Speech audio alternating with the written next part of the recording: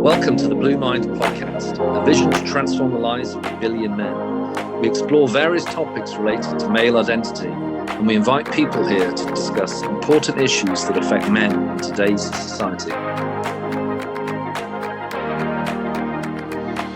Another episode of the Blue Mind podcast. I've got Mark. Hello, Mark. Hello, Ed. Hello, Ed. And great to be back. Really happy to have Cristian Montano. I think I probably said that wrong, Cristian. You can correct me in a minute. Who ex-Port Vale player, currently playing football. I usually say soccer, playing football up in Scotland. We've been following Cristian for a long time. He's doing some great stuff, raising awareness. I think he's just been asked to be a West Ham Academy ambassador, which I'd love to hear more about. So, Cristian, welcome to the interview. How are you doing? Now, first and foremost, thank you, Ed. Thank you, Mark, for giving me the opportunity to be on this platform to, express a lot of feelings and discuss a lot of things about mental health, a bit about my journey, and let people know that we all struggle, no matter what we do, what journey we encounter, what we go through in life. We all have sort of similar feelings, and we're all humans. And obviously, as Ed said, my name is Cristian Montano. You can say Montano, the Colombian way. And currently based in Scotland, play for Livingston. And I'm a father, I'm a partner, and I'm a human. I've got feelings and emotions. Cool. Great. Thanks for that, Cristian. It helps. It helps. How many kids have you got? I've got 2 boys. Nice. One from previous relationship. Had him when I was really young. I think I was 20 when he was born. He's 11 now. And my youngest, Nico, who is 7 years old. Great. And have you been on many podcasts before? I mean, do you do a lot of work in the men's mental health space outside of playing football and your sort of day job? Or is it more of a sort of, you're more of an advocate to friends and family kind of thing? I'm an advocate for friends and families, strangers, humans, anyone that approaches me. And obviously when I was at Port Vale, I started supporting and became an ambassador of Men Unite, which is a mental health group in Stoke-on-Trent. Wonderful. And then when I moved to Scotland, and I saw how much the club sort of supported a big group in West Lothian here in Scotland, which are called Kick Mental Health, which I also help. I'm an ambassador for them as well.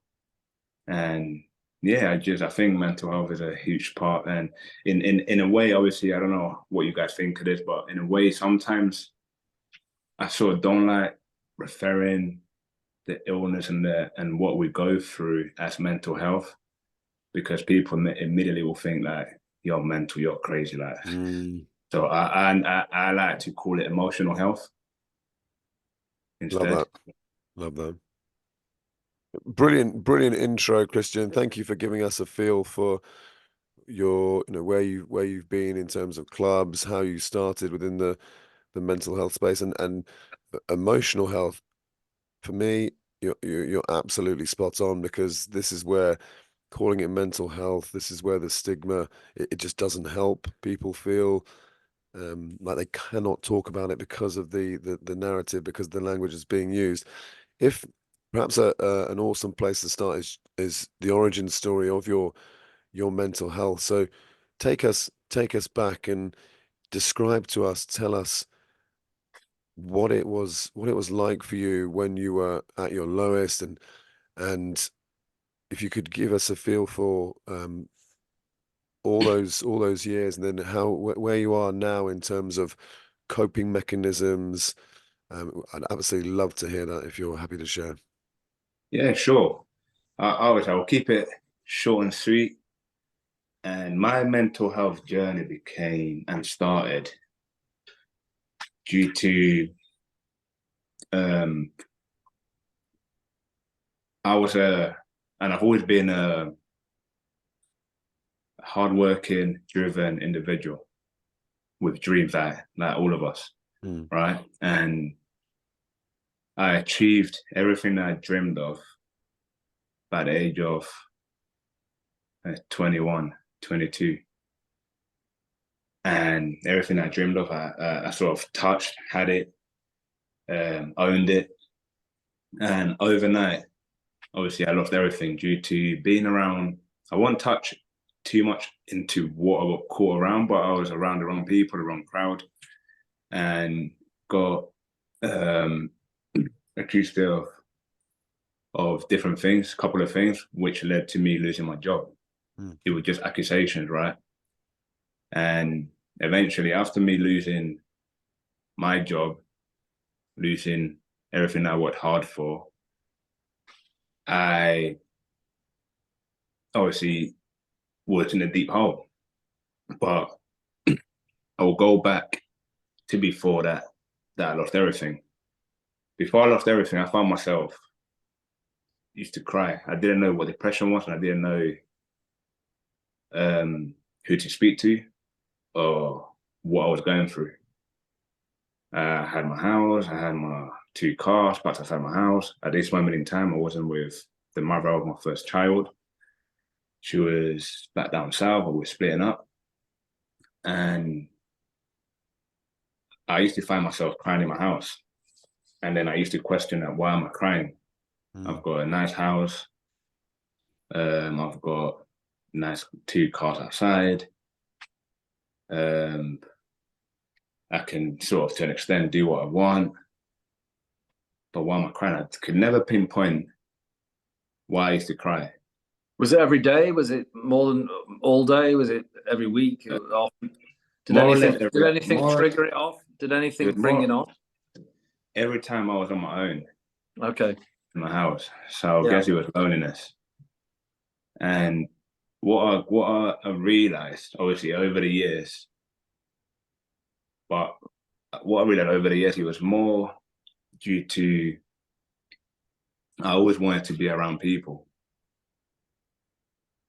Yeah. And I only figured it out because I've done a lot of work on myself. But then those things, when I was crying, when I had it, like what I had, and then going to lose everything that I had while I was going through the cases I was going through, you got to the point where I hit so low, because then those friends that I used to be around, that I felt comfortable with, and those people that I classed as the people that I thought loved me and appreciated me, once I lost everything, they disappeared. Wow. Which then I was left on my own. And thankfully, God had blessed me with an amazing mother who raised me, a single parent mom who raised me. And then at the time when I was close to losing everything that I lost, I met an amazing woman who's my partner now, and the mother of my youngest kid. And even though I went through what I went through, I still, because I lost so many people and I lost everyone, and in the same process, I lost myself. And my mom and my partner were still there, but I still questioned their loyalty because of what happened around me, which then led to me turning against them. Because I was thinking, they left me, even my football agent at the time left me. I'm injured. I'm gonna be like the person who I'm supporting since I signed my professional contract. Now I'm gonna be seen like a failure. Everyone on social media at the time was saying horrible stuff about me because of what I've been accused of. Then I'm looking at my partner who left her family behind in Lancashire to go to London and support me. At this time, I've lost everything. I've had no home. I'm having to stay at my uncle's house for a period of time in a tiny little room for a bit with my missus and my mom sleeping in the front room. And I was looking at everything and thinking to myself, like, I've been left by everyone. My missus, obviously, at the time, I was like, you've got no attachment. Well, you're with me, but these things. Like you can go and get another man to an extent. Like you can have a better life. And my mum, I'm a failure to you. Then I'm looking at my eldest son, my firstborn. I was like, I've done everything I could for him, but now I can't because of the situation I'm in. So my life is fucked. And I had nowhere to look. I had no sort of light. I was just in this dark tunnel and Were you still questioning playing? Were you working? Were you still playing? Nah, I was injured, being sacked from Oldham Right. because of the accusations, and I had no income. Things I needed to pay out because I was going through so much. Then instead of speaking to the providers, I spoke to my bank and told them to stop any payments coming out, which then led to me accumulating interest, getting in debt, and I had court cases to face, which then legal fees and all of that, they got to the point where I couldn't pay no more. So then even the whole case, I had to look for a new lawyer. I'm so close to the trial because I couldn't afford the lawyer that I had. So I had to go legal aid. And then relieve the things that I've just spoke to the previous lawyer about. I had to relieve that again. And it was a lot. And then I thought to myself, you know what, fuck this, man. But at this moment in time, I've not spoken to anyone about how I was feeling, what I was thinking, the reason why I was speaking to my missus, like Johanna, who's the mother of my youngest kid, how I was speaking to her and why I was speaking to her mom while I was speaking to her and why I thought they didn't love me either. I'd never said anything to anyone, and I was just being consumed by social media, what people were saying. I was consumed by the image that my so-called friends had of me. I was being consumed by the image that the world had of me. And I was believing everything, which then led to me thinking, what's the point of me being here? I'm going to end it. So I started thinking of ways to end it. And the reason for thinking like that as well was because I was a young kid born in Colombia that had dreams, who moved to the UK with the sacrifice of his mother and achieved all by the age of 21, but lost it all as well at the same time. So I've lived my dream, and then I've also I felt like I've let a lot of people down. So I thought, there's no point of me being here no more. Right. Well, how many years ago was this, if you don't mind me asking? This was in 2014. Okay. So not that long ago then, really. So yeah, a decade. Gosh, can I ask a couple of questions? Thank you for sharing, firstly. It's heavy, right? But it's heavy, but it's necessary, right? Because you've got to start from the low, and it's hard to hear. But that's what I say. Like, see, with me, yeah, I try when I talk or when I try and help people. As hard as it is to talk about things, as hard as it is to say or to use the word suicide and suicidal and take my life, and as deep as those words are, I use them because when I went through my pain, right, there was no makeup over it. No one put any painkillers on the pain that I was going through. I know everyone deals with things differently, and I've got a lot of respect for people who open up, for people who feel like they can't go no more, and eventually they can, and they keep going day by day. So I've got a lot of respect for them. But for me and I speak like this because my pain was just so raw, and I know everyone's pain is raw as well. Everyone's pain is different. But from experience, the pain I went through and how I helped myself, I speak the way I speak because honesty and authenticity is the best policy, I guess. Yeah. 100%. Can I just respond, Mark, first, if that's right? Of course you can, Ed. Yeah. So, thank you, Cristian. I think you're absolutely right. It's only by hearing the warts and all story and just how low you got to, and actually, I can listen to what you've said, and gosh, I mean, talk about, you're falsely accused, you've lost everything you built up, people have abandoned you, betrayed you, not trusted you, and you're then taking out, if I heard you correctly, you're then taking out your pain on the two people that stood by you, which must have caused you even more pain because you know you're sabotaging the only people that are loving you at that point, which I think we've all done at different points in our life. And I think there's probably something in why people turn against people that are supporting them, because they're just in so much pain. And I absolutely agree that talking about despair and being so low that you don't see any other way out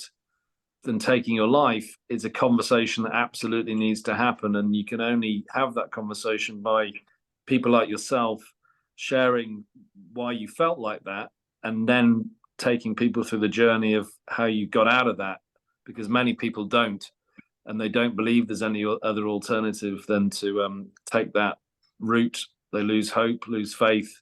And actually your situation sounds horrific. I can only begin to imagine what it must be like to be in that, profile person, in that environment.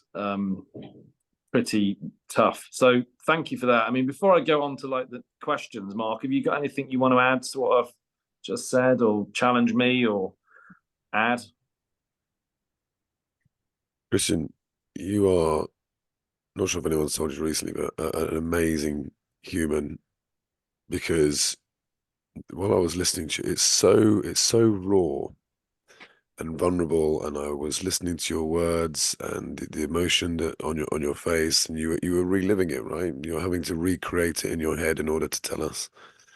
And all this, while as Ed said, while your profile, this is somebody who's supposed to be considered tough, right? You're a football player.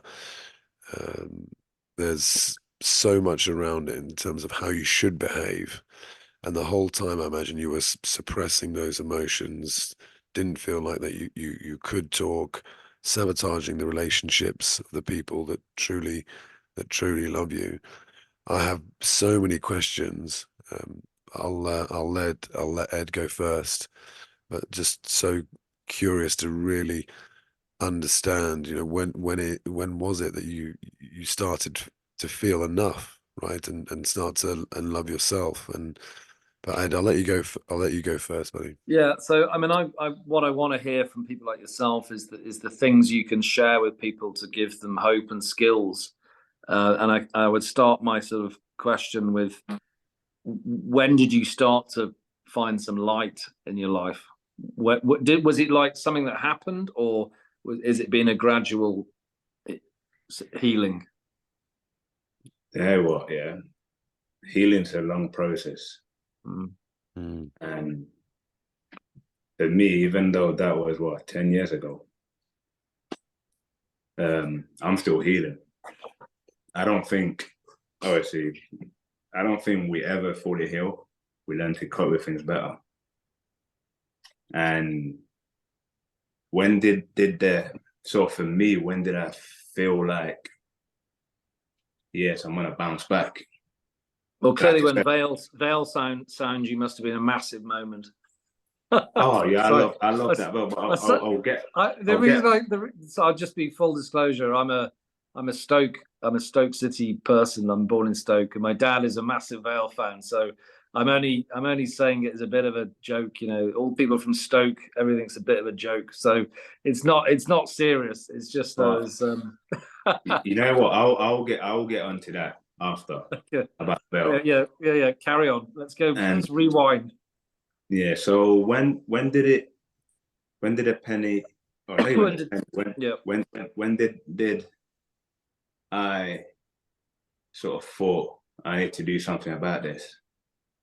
It was when it was nearly too late for me. Okay. Right. And obviously, when I was in that bathroom and my mum and my missus basically nearly took that door down. And they've had planned to go and do a food shop, right? And I was thinking, my mum loves walking and my missus loves walking. So I thought, you know what, by the time they go from here to that place, it takes them this much time. By the time they're shopping, it takes them this much time. By the time they come back, I think I'll be done. Right? So, and as I was about to do what I was going to do, run the bath, ran everything, had everything in the bath, and next minute, boom, the door came through. My mum, my missus. Because I think it's like, I don't know, like it was like God sort of sent them a message. You need to go back to your brother's house, to my mum, because we were staying at my brother's house, which is a small sort of like townhouse in Tottenham, in London. So they two have come back and they've opened the door to an extent, like basically nearly like they were gonna like break that door down. Like they could sense something was up. And as I've come out, I broke down crying. And that was the point when I saw the pain in their eyes and when I saw their emotions and I saw their feeling towards me was genuine and they were there for me and not because of what I did and who I was before I got sacked. And I saw that they were there because of Cristian. And they wanted to see me beat my cases. They wanted to see me do well. They wanted to stand by me regardless of what I went from. When I saw that and me crying, I was able to open up to them, to speak to them. Beautiful. And tell them the pain that I was going through, the reason why I was going through what I was going through. And then obviously seeing the pain in the faces and yeah, that was the point when I thought, you know what, I've got this too, and this is all I need, and being able to just voice the pain and what I was experiencing in my head and the scenarios I was creating and the image that I believed I was because of what people were saying. Cristian, can I just jump in? Were you sharing with them where your mind was at? I mean, obviously you've taken that decision to, end your life. What had you shared with them before? Had you not shared how desperate you were? Were you quite quiet about your suffering, or were you telling them, or was it a surprise to them what was going on? My mum when I told her, my mum sort of knew I was going for something, but because I'm quite an upbeat person, yeah, and no matter what I go through, I always try to mask it like every man. And at that age and at that time, I didn't know what was, to an extent, mental health. I didn't know what was depression. I didn't know what was anxiety. I didn't know what was all these illnesses that are all with the mind and your feeling and your emotions. And I've never, to that point, never heard anyone sort of like commit suicide, to be fair. And I've never heard any stories about it. So I didn't think it was such a thing, but then I took it upon myself because of the pain I was going through to try and do that, to end my pain. Yeah. Which now that I'm in the position I'm in, obviously no one take this like, oh, you're taking the mickey but I've been in that position. But now I said to myself, how stupid was I? How silly was I to let external noises, let external things, let expectations, and let people that I don't know control my actions? That's why I say now, because it's been a journey of constant growth and deep healing and understanding myself. That's why I say what I said. That's why I'm saying what I'm saying. But back then, I didn't feel I could open up because of the people that left me, the people that I trusted. And I was taking my mom and my missus at the time for granted. I thought, well, my mom especially, you're my mother, so you're here. Like, you've always been here. But my partner, I was like, I've just got to know you. But yeah, I know you left your family, but at any given moment, you'll think, fuck this, I'm going back to my family. Do you get what I'm saying? So so all those things were eating me up, like all these scenarios. It's like massive overthinking in spirals of despair, right? Yeah, overthinking, scenarios creating, movies in my head. Yeah. being all this abandoned, rejected, you're left alone, not worthy, guilt, shame, fear, yeah, all these you horrible. can name it all. Well, You can name it all. Kind of understandable, right? When you tell your story, it must be very difficult for anyone to cope with these scenarios. So it's name it all. But yeah, obviously, going back to the question, obviously, once I spoke to them, it was then a sense of relief within myself that I've spoken to someone, and it was two people that had been experiencing everything that I was going through without the feelings, but they can see from afar the pain that I was going through, but they probably didn't know how to engage with me because I was being very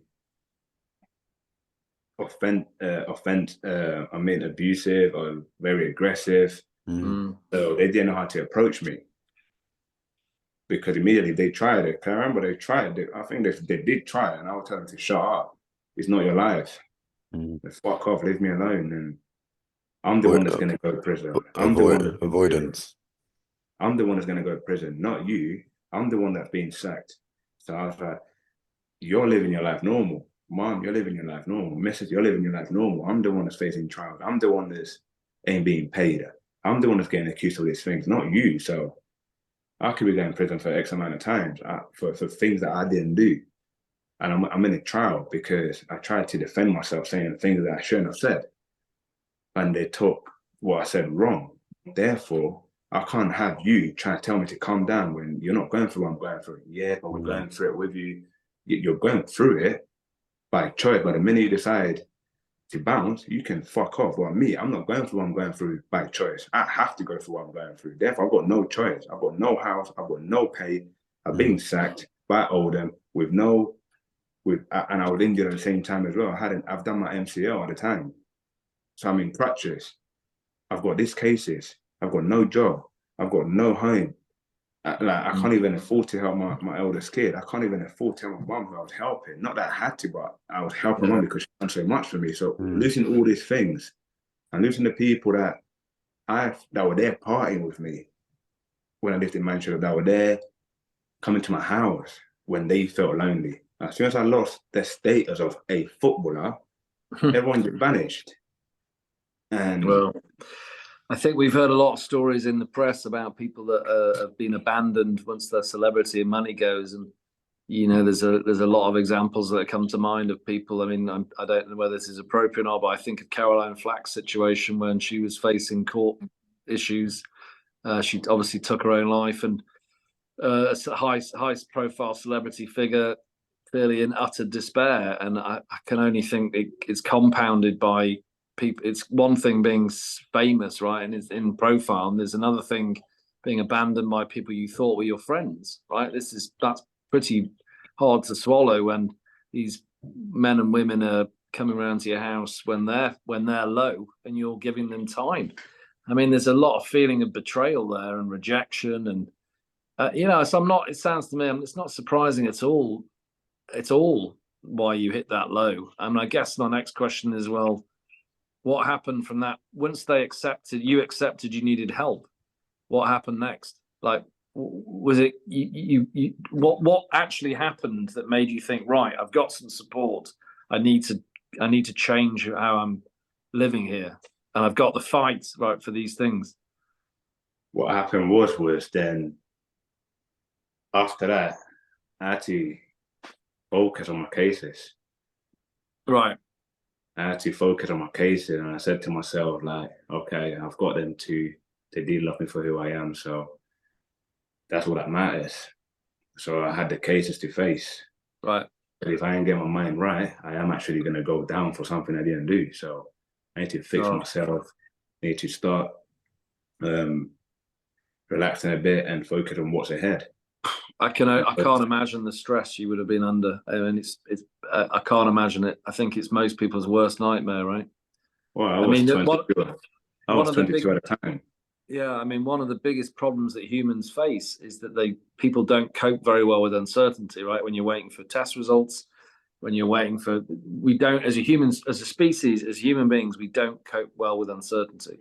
So to imagine having that hanging over someone for weeks, months, years, even, must be just. I mean, it's a different level of anxiety and stress and fear and emotions, and this is not like, you know, losing your job and, you know, having a breakup. You know, this is life-changing stuff, right? Which is enough to send anyone to the lowest point. So thank God you didn't go through that. And so the first stage was getting through those cases. What happened? What was happening at the same time? Like, do you look back now? Do you look back now as like a fog? Like it seems surreal when you look back a decade later or 9 years later. No, everything just in my right here. Is it really real? Just real, and really, and like, and that's weird. As weirdly as it is, right? You guys are gonna think, no, these guys are mad, or people watching it are gonna think, what the fuck, man? No judgment. Like me, I love thinking about it. I like you just spoke about humans and how humans are always worried about uncertainty, the unknown, the fear of failure sometimes, the fear, which, don't get me wrong, I felt like that after I got sacked. Once I spoke to my mom, my missus, it was more about, okay, now I know the whole world is against me. Now it's time to prove myself that I knew I didn't do anything wrong, but I'm not proving anyone wrong. I'm going to prove myself right, that I've done nothing wrong, so everyone can see that, like, I'm innocent. So therefore, I need to focus on these cases. And by focusing on the cases, which is weird, it gave me something to distract my mind from what I was feeling and the pain that I was going through and everything like that, because it was then my life and being locked up or free. And a trial, again, I've already been crucified by the media and by the team that I was playing for, and by the agent that I had, and by the friends that I had for doing nothing wrong. Now, it's me, a judge, person who's accused me and my friends of doing what she said we did, and the jury. I've already been crucified by way more people. Yeah. So now, at least, I'm going to be given the opportunity to express and say what happened. Yep. But at the same time, I was going for another case, which was one of the biggest scandals in football history. Well, I hate to say it, I'm not aware of these things. I should have done more research. I'm sure you've done your research, huh? No, I haven't. I mean, I haven't, because it's probably poor research. But I come onto these things with an open mind, and it's about finding it. So, and I don't, you know, for people listening, right? I'm sure people will go and Google you now, but the point is, it's happened. We've got to take learnings from it for other people, right? And whatever it was, and I'm sure it sounds horrific, you've done it, you've been through it, and you're probably still quite traumatized by it, I imagine, if it's as bad as you say it is. It's bad, but you know what? I'm not traumatized, man. I use my experience and the way I am because, like I said, I spoke about my mother earlier on, and the woman had to sacrifice a lot, right? Yeah. And I saw her struggle. And I've heard her stories to be able to get me out from Colombia to the UK for me to have a better life. Yeah. And give me an opportunity.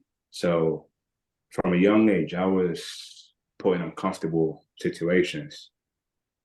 I was put in uncomfortable surroundings, environments, because my mom had to leave me, so I had to be brought up by my grandma and my granddad. My dad was basically, as much as I love my dad, because thanks to him, I'm the person I am. He's never been around, but thanks to him not being around, I'm an amazing father to my kids. Okay. Love that. Absolutely love that. Yeah. So, Well, gosh. so being through that and then moving to the UK at such a young age, a place where I could not speak a word of English, the weather, not Are you having. You're estranged with your father? He's in Colombia, is he, or is he in? He's in Italy. He lives in Italy with my two Okay. half brothers. So there must be a lot of young men in your situation. What would you? I mean, again, wind yourself back to a teenage boy, single parent. You know, then being successful, having a mum that has been incredible, who's looked after you, given you opportunities. A strange father. You know, you've lived that life where you can understandably see how a lot of young men fall through the gaps, right, and get involved with the wrong crowd and make wrong decisions because they're children, right? They don't know any different. So if that young man is looking at and watching this and is 16, is 14, is 18, had your life, what can you say to them to give them a view? What I can say to them is be grateful, be present, be appreciative of whoever's raising you, whether it's a single parent mom or a single parent dad, and see how hard they work for the things that you want, that you need. The roof that you're living under is not for free. So that parent is having to sacrifice something to give you a living. And like when you're grateful and you have this sense of gratitude, anything else is so achievable and things come to you in abundance. And for me, we all struggle. It doesn't matter what I do, doesn't matter what I have, we all struggle. And it's something that the only thing I would say that you said, if I was traumatized by my past and what I went through, the only thing that does cause me a lot of pain to this day is my poverty situation. I'm 32 years old. I've got two amazing kids and I've got an amazing partner. I've got an amazing mom. And when I'm doing stuff with my son, it's like little things like for a walk or take him to the park and that, I break down crying. Okay. Because I never had that experience with a father. You get what I'm saying? So yeah, that hurts me. And even talking about it now, it's hurting me. I can see that, dude. I get it. Because it's raw. And yeah, I speak to my dad now, obviously, since I've started doing well and all this. Yeah, he came out of the woods and we talk. We have a good relationship. And I owe a lot. Like I said, I owe a lot to him because without the experience I've had, I wouldn't be the father I am. And for those kids, teenage boys who are being raised by a single parent, just be grateful and appreciate the effort that your parent does for you. Wow.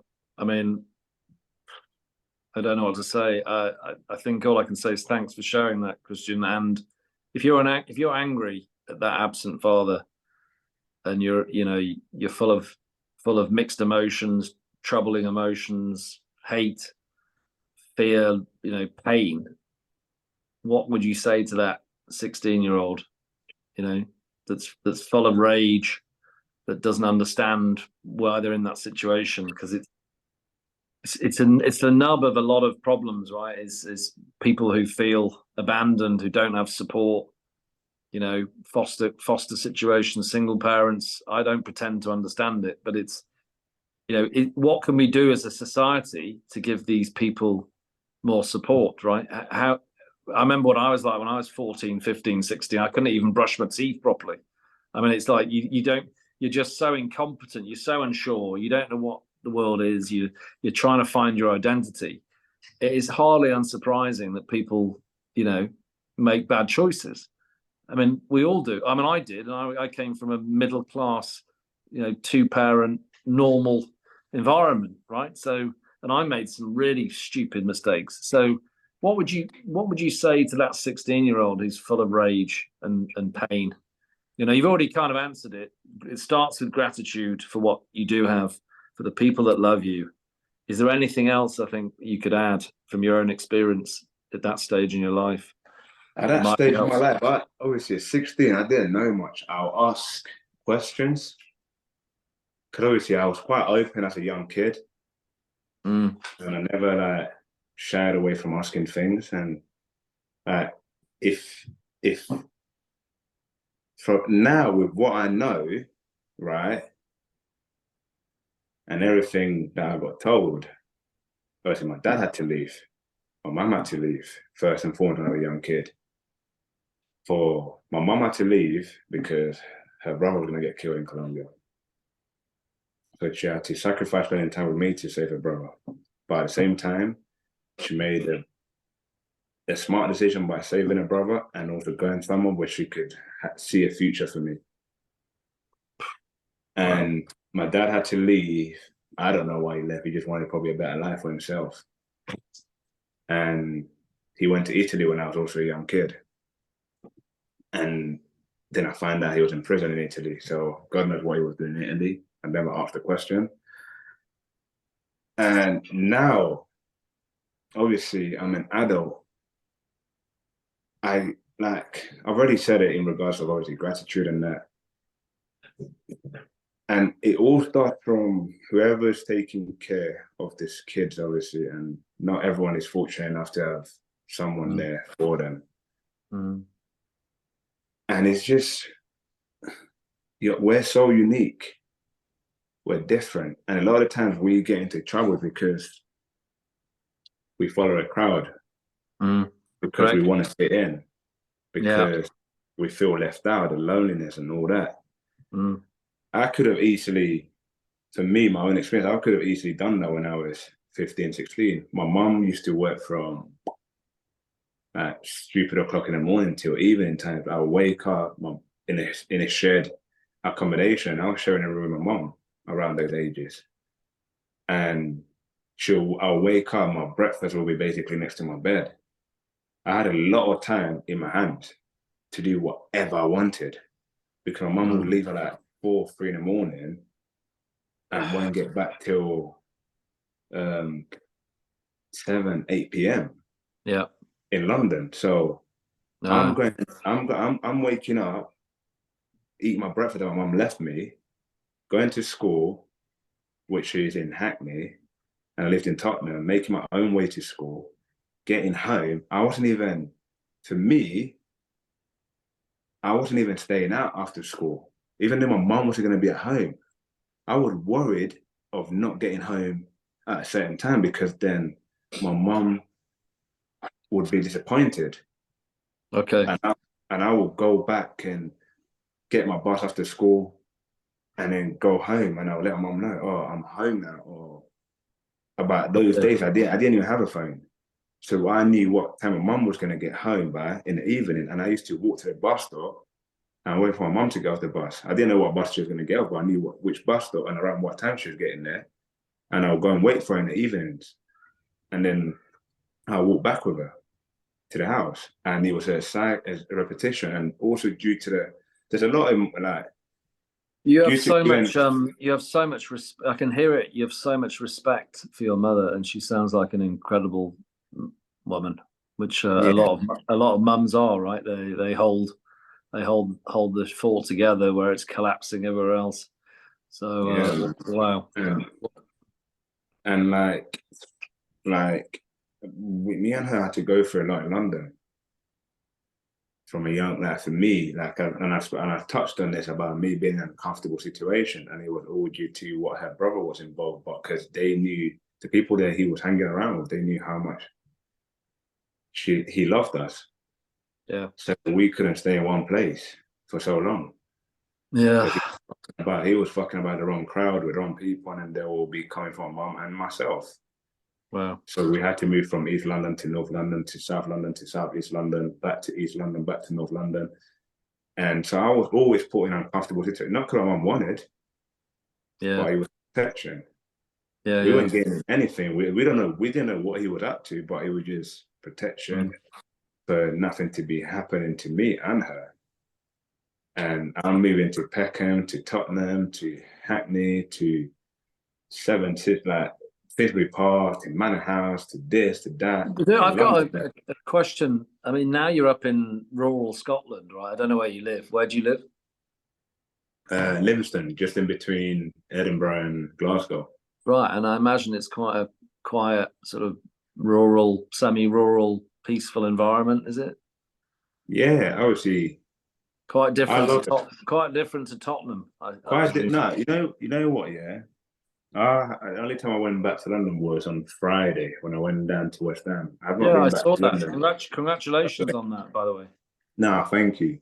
But since young age playing football, went on loan to Nottingham, first time out of London, and me being that kid who I didn't know much about. I don't know much about geography anyway. So I thought London was the whole of the UK. And once I've gone to Nottingham, I'm thinking, what is this? Most people from London think it's the whole of the UK as well. So I was like, what is this? Like, I've gone on loan and what's even going on? I didn't know anything. And then I say my missus has been my savior as well. Because even though I lost everything, the mentality I had before I lost everything, and seeing how she supported me and stayed with me through everything that I went through, it stopped me as well for even going out, having that mindset. Like, she sort of helped me change the way I thought about relationships. Yeah. And if people, even to this day, people ring me, oh, Chris, let's go, let's do this. I'm staying, I'm chilling. And then you know what I say, oh, the missus going under the thumb. And I'm like, yeah, she has. Yeah, but dude, how many relationships fail and sabotage because people want to go out and party, right? And it breaks down the trust. Men and women, but mainly men do stupid shit when they're out. They drink too much. They make bad choices. It's not gonna help, is it? A relationship if you're out partying on a Thursday, Friday, and Saturday night at all. I mean, it doesn't. It doesn't. I don't know anyone who's managed to sustain that lifestyle and has managed to keep a relationship going.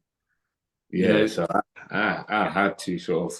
You got to give it up. You got to move on, haven't you? You got to decide who you want to be. I mean, you know what? Yeah, I didn't have. I was forced to change that lifestyle because I was sacked. Good man. You couldn't afford it. Couldn't afford the VIP booths. But then, obviously, the pain that I went through, and seeing where she stayed, and like, I'm so grateful, man. And she has taught me a lot of things. She comes from a family that loves hiking, and now I love hiking with her. Okay, do you hike? Do you? Fantastic. Yeah, we've done Have you done the Munro? Have you done the Munros yet? We've done only one Munro, but we've done about 15, 16 Wainwrights. Oh, I love it. Yeah, well, I'll come for a hike soon. I'm up in Scotland on the 5th of April for a week, and I'll be doing. I'm doing some hiking with a friend of mine. So he's in Edinburgh, so he's north of Edinburgh. So I'll give you a bell. Maybe you'll be free. Good. Yeah, we'll go for a walk.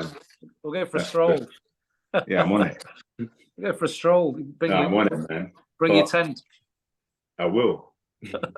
Good man. I'm used to sleeping anywhere, man. Floor, couches. Mate, I'm used minimalism. To walking. Keep it I'm simple. Used to walking for time, man. Keep it simple. Being homeless is not something that was tough, man. Yeah. Like, it's not good, man. But no.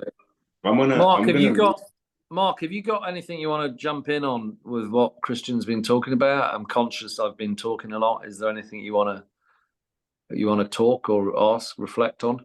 If you don't mind, guys, I'm just going to repeat back what I've heard, just so for my benefit and for anyone listening. And Chris, at any point, if you feel that it's incorrect, then let me know.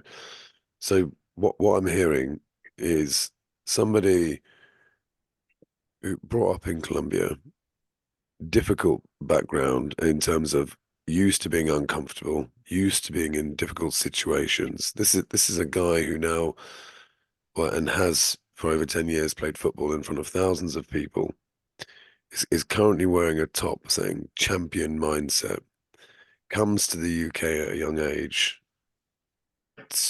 living with his mum in a shed. His mum is putting in hours, sacrifice in order to get him a better life. This is someone who has been through adversity, a huge degree of resilience, and yet still felt like he couldn't talk at the most crucial point.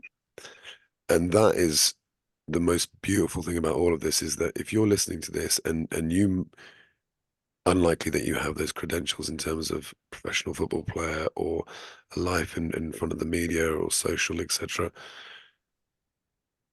Talk, open up, especially to the people that love you, because a big part of what I've heard today is people, people and environment, the wrong environment and the right environment. The right environment, it does exist. That's why we're having this conversation. That's why Chris is doing the work that he's doing with those different with the different brands. And trust the people that love you. Ask for help sooner. Be vulnerable, because if you listen to what Chris said, that was the real turning point for him, is that once he surrendered, once he accepted the situation, once he surrendered to the cases, that's where change started to happen for him. Is that right, Chris? Yeah.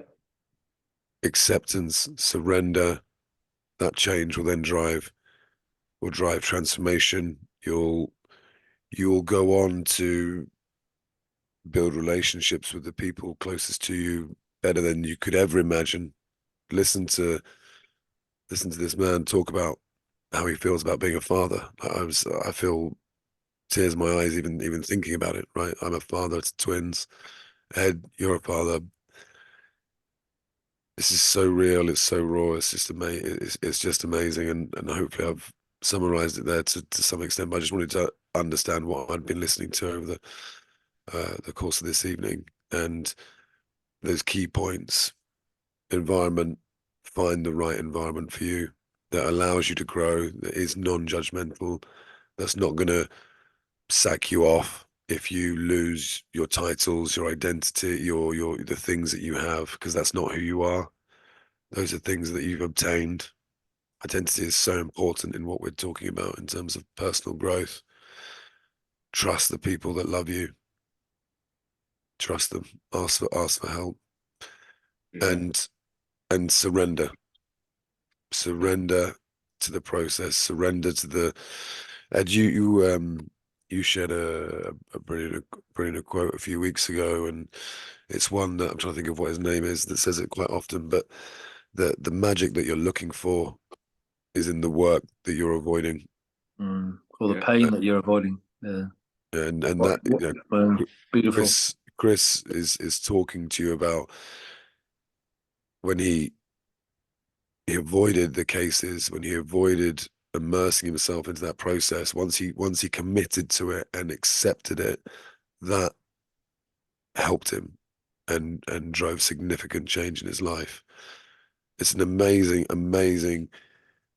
insightful, vulnerable, emotional story to listen to. Thank you so much for sharing that with us, and please continue to do what you're doing. I loved what you said about keeping it at the forefront of your mind, having that as an intrinsic motivation, that will drive you to help, you know, whether it be 1 or 1,000, but you're going to help so many people by sharing that.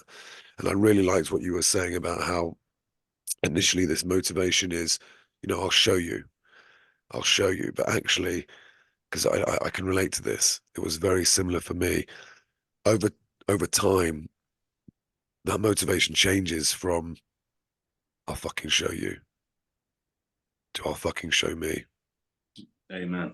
Yeah, and that's what I see. I see you. That's what I feel that you're doing now, is that you're showing that person back then what the life that you are mentally, and you were spot on in terms of healing. It's a journey. It's Joe. We recently interviewed a brilliant, talking of hikes, a brilliant guy, Joe Horton. If you haven't seen that episode, go and watch that one. Joe is responsible for organising hikes in the Ashdown Forest down here in West Sussex. He's got men out talking, being vulnerable, opening up. It's all good work that's relevant, and opening up and talking is only half the journey, right? So just circling back to the whole journey process that Joe talked about, you got to buckle yourself in, right?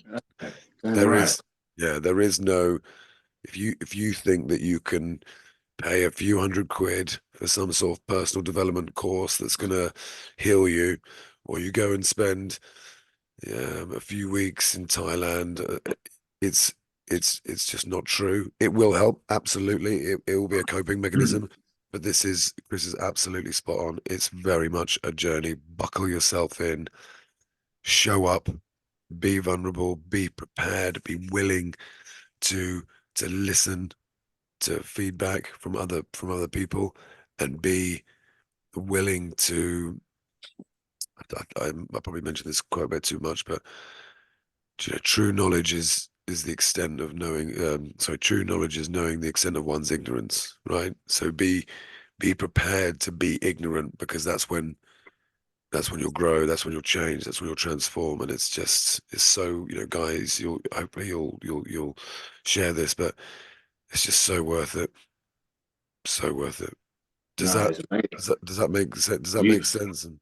You've literally covered it all, man, and summarized it all for those who'll be watching this. And obviously, I want to touch on one thing, right? There's accepting my pain, accepting my journey, right? Is one thing. And whoever is listening, if you're going through anything, if you're experiencing some sort of rejection, like, don't feel like you're actually being rejected. Like, I thought being rejected, I was just being redirected. Oh, amazing. Yeah, I love that. And but by that, my rejection came with obviously me going through the cases I went through, right? But it was then I had to take accountability for the journey I was going through, no matter how much pain. And when we touched it earlier, when Ed and Mark asked me, like, what was the turning point? The turning point where talking when I felt ready, but it was nearly too late for me. So don't let it get to that stage. Accountability. Like, when we go through something, or when there's pain involved, as humans, we tend to look at external things. I'm feeling like this because you, that, him, there, that location, Yes. he invited me out. I drove there and I told you to go there. No, listen, we were born through, like, a woman had us, and they're there. You're born on your own. Therefore, then you are raised by parents, your mom, your dad, whoever raises you, yeah, brings you up.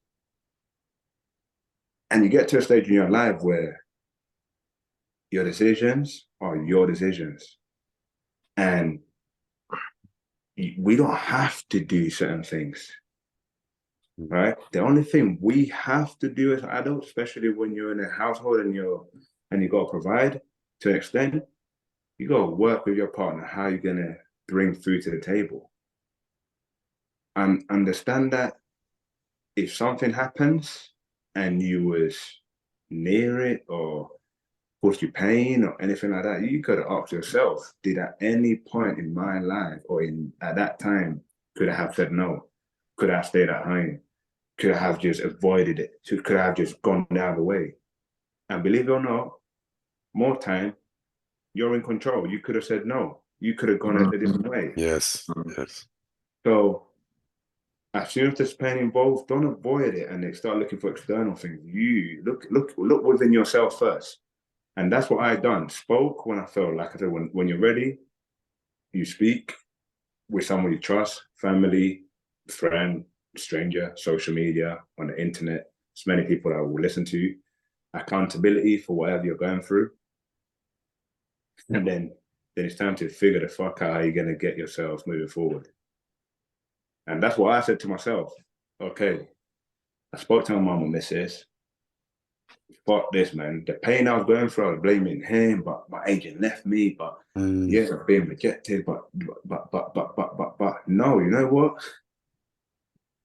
I could have said no. I could have done it. So I took accountability.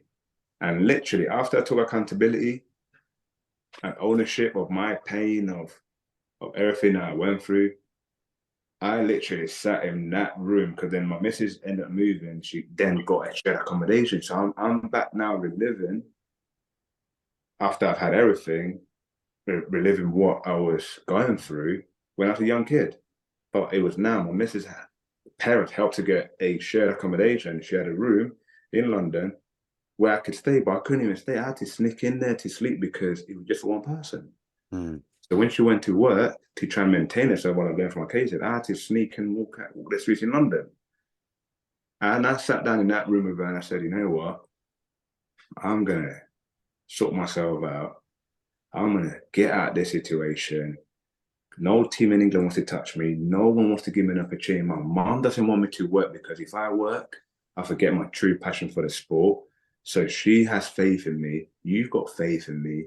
But how the fuck am I going to do this? I need to figure out, man. And I started praying, man. Obviously, I don't know if you guys believe in God or anything like that, or religious enough, but I started praying, and man, my prayers were answered, but they were answered in a way where, from that case that I was going through, I won the case and I got given £900. Right? And sometimes we pray, or we have this positive outlook about life, and we think that what we're asking for, or what we're praying for, or who we need a favor from, they're going to do that favor in full. And I got £900 back from the court, which is not enough. But for me, it was like £1 million. Yeah, it's a start. And I was like, and that was the start of me rebuilding and getting to the position I'm in now. I had £900 in my account. I had 10 grand there, or even probably more. And I'm thinking, if I put this in probably in that account, it's going to get swallowed. I've not been eating right. I've not been sleeping right. I'm not being, should I get in that £900 and just live like a king for the weekend, man? Come on, let me go eat some steak and chips. And I sat down and I was thinking, fuck, I'm going to use this £900 to build my life. So what I prayed, that for the light that I prayed for was answered with the £900. It was God sort of saying, like, here's your £900. What are you going to do with it? I'm not going to give you everything they asked for, but here's the start. And I looked for a flight to Colombia, and it was 1,200, and I had £900. That could have broke me, right? I got no one to look to. I got nowhere to look. I got £900 to fly 1,200, man. I need £300 more. Like, what am I going to do, man? And then I started thinking about how I was as a young kid. I always asked for favor. I always asked someone. I always spoke out. I was out there. I didn't give a fuck if you said no. So I contacted someone and I said, look, I need £300, please. And boom, how are you going to pay me? Like, I started backing myself. So I ain't got no money, I ain't got nothing, but I'll pay you that back. Give me a few months. But I need to go back home. I need to move away from the media. I need to move away from this negativity. I need to rebuild my life. And boom, went back home. He borrowed it from me, went back home to sleep in someone else's floor. Even though I was in my own country, a country that I was born in, I wasn't at home because I was far away still from my family, but I didn't want to go to where my family are from. I went to a city where there's opportunities, like Cali in Colombia, and I found a football team, America de Cali, which allowed me to train. And the manager knew me from my time at West Ham, and he said one thing to me. we know it all. We know what you've been through. The 2 cases. If you've been like that at the countries, because that you've done nothing wrong. So therefore, you can come here. We're not going to judge you. You can train and get fit. We're not going to offer you a contract. I said, I don't need to sign. So me being open, taking accountability, having belief and faith in my own ability and our creator led to me being in Colombia, finding a manager that said to me, I'm not going to judge you. I want you to train. I'm not offering you a contract. Right. And now I had a football team, which is still hard to get to. Like, nothing's easy in life. And people think that you pray, you want something, you want to achieve something, it's going to come like that. Someone's going to give it to you. And that, sometimes as humans, we have this entitlement to certain things, like, because I've been there, and it's going to be given to me. No, man, I went back to my own country and I was still sleeping on someone's couch, someone's floor, kitchen. They had like a one bed studio flat. And I'm so grateful for this individual. Like, I still speak to him. Like, I'm so grateful for what he done for me. He let me stay in his couch. Sometimes I slept on the floor, but I had a roof that if it rained, it didn't matter because I had 4 walls that would protect me from the wind and the rain. So I was able to have a good night's sleep. And then my mom moved to Canada to my auntie, to my cousin's house to try and help me financially. So she went there to work and she would send me whatever she could for me to eat. Amazing woman. And I was, this was in back end of 2000. This is all, listen, this all obviously started in 2012. 2014 was when I was going to take my own life at the start of the year, because on my 3 days before my 22nd birthday, 3 days before my 22nd birthday, that's when I got arrested for the match fixing scandal situation, while I'm still going for the rape case. But then 2014, the start of the year, I tried to take my own life, and then mid of that year, that's when I'm in Colombia. So I'm still going through all of this. I've won the rape case that I went through. And then I went to Colombia with the match fixing thing still hanging about. But I spoke to the police and everything. Look, I need to get out of the country. I need to go there. So all this is in a space of, went from committing suicide to being out of the country, find a football team to allow me to train, which is one of the biggest things in Colombia, and still is, America de Cali. But nothing was given to me. I was still in Colombia, waking up at 3, 4 in the morning. Sleeping on the floor. Huh? Sleeping on the floor. Yeah, so to get to the bus stop, and in Colombia, they've got little stands, right? From early doors where you can buy like this, you can buy egg, you can buy like breakfast stuff for pretty cheap. So I'll go to the stand, get my breakfast, get on the bus, and I'll get on the bus, get off, get another bus. I live like an hour and a half. Well, this person lived like an hour and a half, nearly 2 hours away from the training ground. But I was training, so I'll go there and do the same routine back. Sometimes I didn't have enough money. He will take me to a certain point. At times I didn't have enough money. And after so many, like, it was a month or 2 months maybe of me training with them, I'm starting to get fit. The owner came and offered me a contract, and I said no. And you guys are gonna think like, but why? After everything they've been through, and I said no due to the fact that I was still not in a position to start competing, and I was still healing. So now I was taking care of my mental state, of my emotional health, and brilliant, making sure that I didn't want to deal with the pressure of playing for someone's career, playing to an extent for the fans that are paying money to watch me or watch the team. So I said, no, like, I'm okay, thank you, like, just let me train. And it carried on, and then they came, what can, they came again, we want to sign you. And I was like, no, man, I'm cool, man. Like, please just let me train. Like, I'm cool. And eventually time went on, and then boom. I got to, you know what? I said, you know what, just give me a house then. Like, if you want to sign me, give me a house. Let me have my own house. Like, and boom, the house was incredible. And then an agent, like my journey, man. And then an agent came over from the UK to Colombia to try and help me with this deal, like someone that I knew. And then boom, when he told me what they're offering me, I was thinking, oh my gosh, so basically they were gonna make me like the second highest paid player in the team. And I was like, what have I done to earn this? Like, you gave me a house, that's what I wanted, but the agent came, they're giving me this much money. I was thinking, I'm basically gonna be earning more than people that have been playing for so long.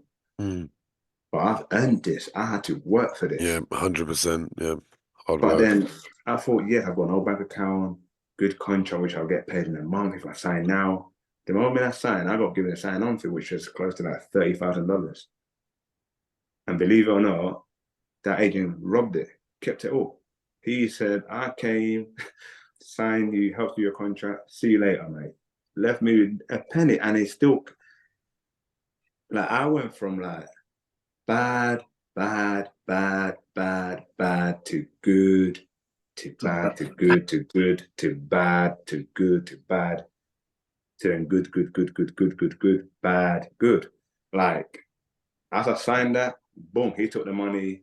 He then told me, you're going to earn this now. So you know what? Because the way I work, you're going to have to give me 10% of your monthly wage as well for the whole year. But because I knew nothing, because I've been already abandoned by these people before, I thought to keep him sweet, and he actually is helping me. I'm going to give him this 10% of my wages. And the guy was taking 10% of my monthly wage every month for the whole year. He done that.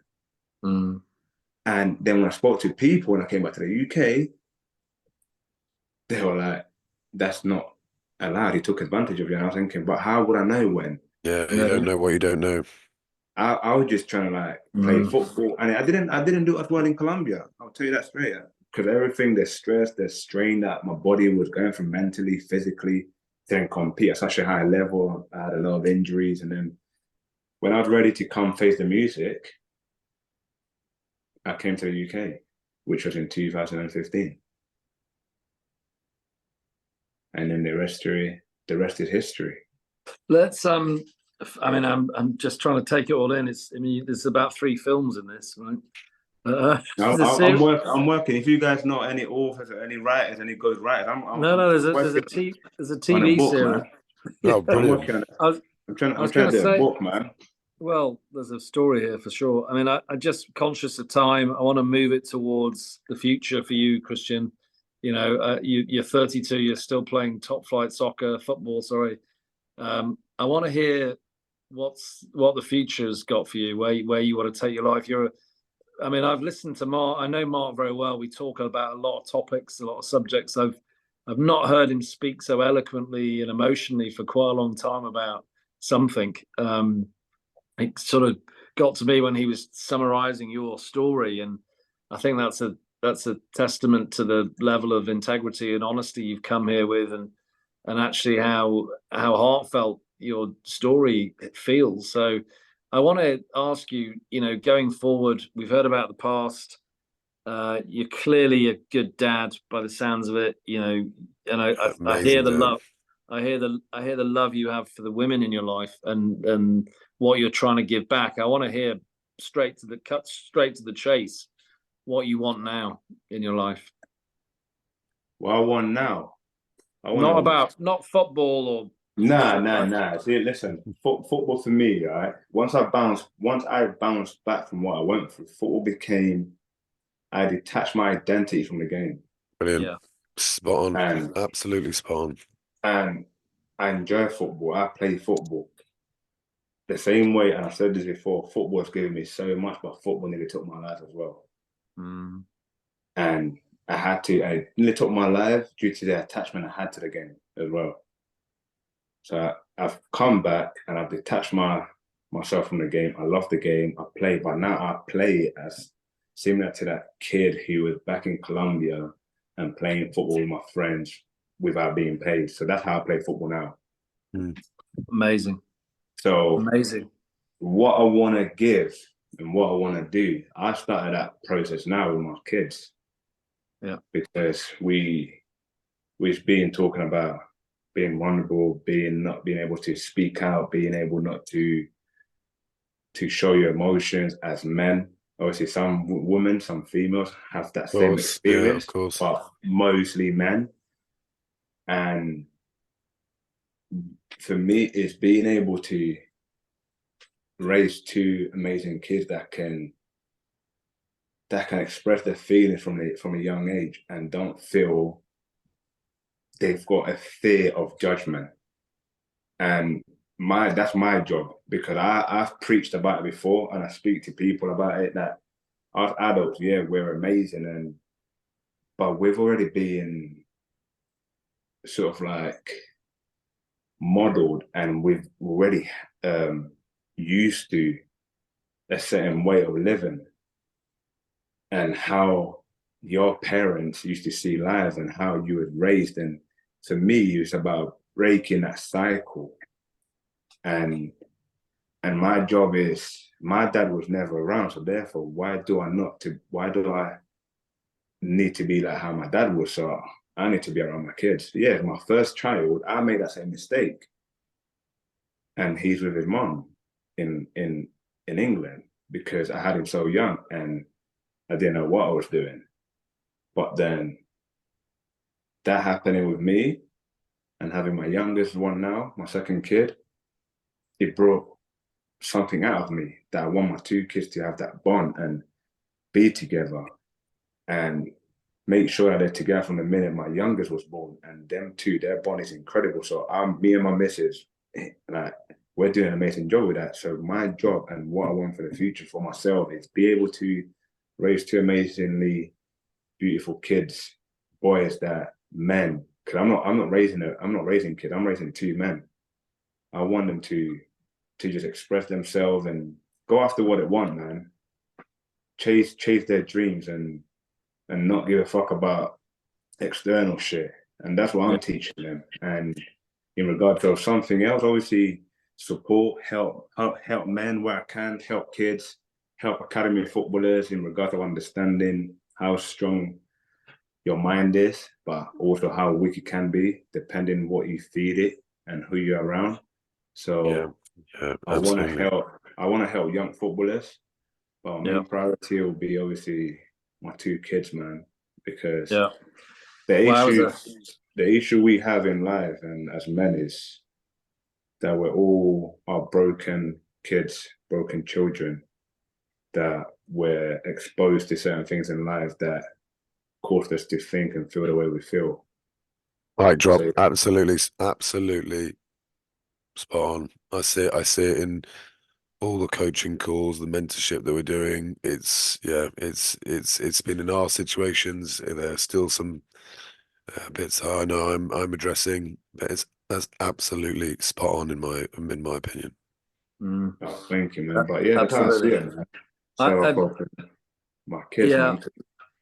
I'll tell you one thing. I know Ed wants to cut this off, man. Ed wants to leave. Look at him. I don't. I'm just conscious of everyone's time, right? That's all. I mean, we can go on. Listen, I can go on for time. When talking about life and things like this, man, I've got plenty of time. I'm at a friend's house and he's waiting on me, so I've got to. We can carry on, but I've got to move on in about 5 or 10 minutes. But Mark can stay on. Tell your friend they can jump on. Yeah, I'm gonna message Chris, because I would love. So I'll message you after this conversation, because we're doing some. My twin boys play an elite level of grassroots football. They regularly play, and they're not signed under 10s players, but they regularly play a high standard of football. And to be able to arrange a call for the club with someone such as yourself, who could openly talk about because we see it so often where, and it's predominantly the parents putting the kids under so much pressure to gain academy football, but what does it really mean? But it's been an utterly brilliant conversation. Yes. I'm Yeah. so grateful that you've given us your time today, that you've opened up. I loved how you summarized it around openness, willingness, the hard work. There's a brilliant documentary on Netflix, which is probably quoted before, but Phil Stutz, the therapist at Jonah Hill, and he talks about the 3 unavoidables for any human, which is pain, uncertainty, and constant work. And sometimes we forget that we should be avoiding those things, or those things are bad, but actually that's where this magic, and this is what, what's happened in your life, it is magic. You put in the work, you trusted the people that loved you. And do you know what I love most about what you're saying about this future is there's so much love. There's love for a mother that sacrificed her life. There's love for a partner that has expanded your awareness in what a relationship should like, what being a human should look like, and love as a father. And it's just, yeah, amazing, utterly amazing. Thank you so much. Thank you, thank you, Ed. Thank And you, Mark. Christian, I'm not trying to get, honestly, I could spend hours, and I think there's another conversation with a tent in Scotland maybe, and I know Mark will want to stay in touch with you. He's football crazy, but I mean, for me to close this,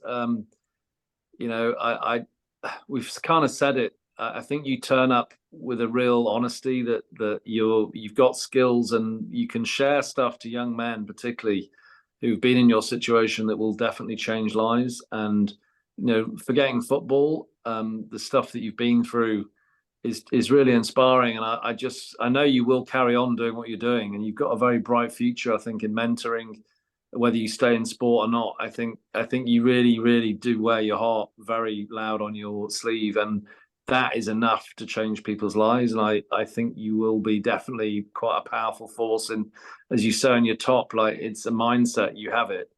And this is my thing I created as well, I support mental health through this. Brilliant. I think we need more people like yourself, stepping up, being vulnerable, and actually giving advice and sharing your story with a positive twist that's heartfelt. And I'm truly inspired I knew nothing about you apart from the fact you played for Port Vale. I didn't know your backstory. I see a man. Let's go. I see a man. Yeah, I see a man that cares, right? And you will inspire a lot of people in your life. And I have really enjoyed talking to you. And we will talk again. I'm not wishing to close this down, just so you know. No, don't worry. I'm going to leave the last word to you, if I may. No, thank you both for the opportunity to come on and raise awareness on a few things, and let people understand that no matter what you go through, you can always come out the other side, but only by having it at your forefront and being honest with yourself. Allow yourself to feel the pain, but not too much that you let it kill you.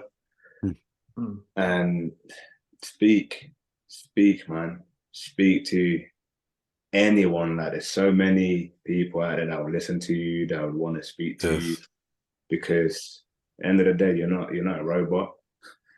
I know we get told to get on with things and just get up and move at it like this, like that, dude. No, man, take it, just breathe, sit down, feel your emotions, your feelings. If you need to cry, cry, but try to understand why you're crying. 100%. 100%. Let your emotions out, and then just sit there. Even if you don't know, if you're not sure, just have something. Bring it out. Write it down. I'm crying because of this. Then you're able to see things more clear, and you're able to understand your feeling. And then moving forward, next time you cry or next time you feel like that, you understand why you're feeling like that. So be patient with yourself, man. Self-care is important. Understand your feelings, understand yourself. But to do that as well, if you feel like you can't do that yourself, get some help. Love it, Chris. Absolutely love it. Chris, where can people find you? Where can people follow you? Where can people continue to be inspired by the work that you're doing? No, they can, obviously, I've got an Instagram page, which is, to be fair, I don't even know my Instagram, you know. Where we'll put it in Instagram. we'll put it in the description below. We'll put it in the description below. Yeah, but I've got an Instagram page, and I also have got, like I said, my clothing brand I started because of what I went through. And as you can see, Champion Mindset, the initials, CM, Cristian Montano. Yeah, brilliant. nice. A lot of things. Where do we buy a couple? Are they on your website?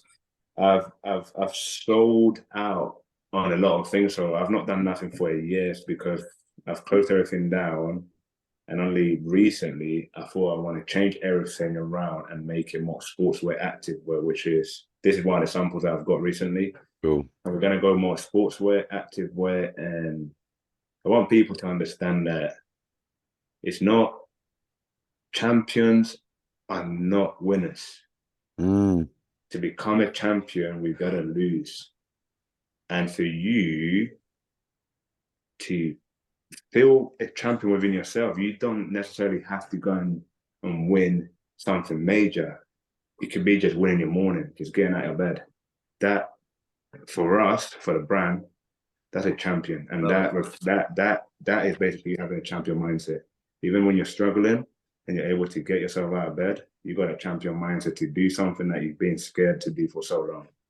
Love it. Yeah. I can see Port Vale and Livingston wearing champion mindset kit within the 2024-2025 season. I'm very confident there's more conversation here. I love it. Watch out Under Armour. Dude, thank you so much, Mark. Thank you, Cristian Montano. Thanks, Ed. Thanks, Chris. Brilliant. Love it. Thank you, Great man. conversation. Take care, and see you soon. If you enjoyed the conversation, please like and subscribe to the channel. Please follow Chris as well. And more importantly, sorry, Mark. And more importantly, if you think it's helpful to someone you know or love, please share if it can add value to someone else's life more than anything else. 100%. Great to see you guys. Right. Cheers. Take care. Cheers. Bye. Bye.